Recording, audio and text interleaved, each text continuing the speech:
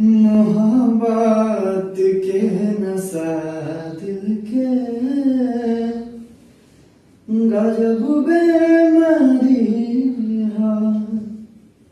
मोहब्बत के नशा दिल के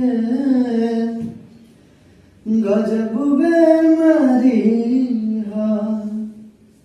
बढ़े रफ्तार में धड़कन ऐसन खुमारी हो। मोहब्बत के नशा दिल के गजब बेमारी है। मोहब्बत के नशा दिल के गजब बेमारी है।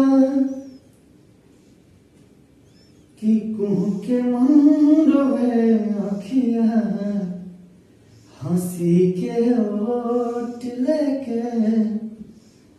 कि कुह के मन रोवे अखिया हंसी के ओट लेके।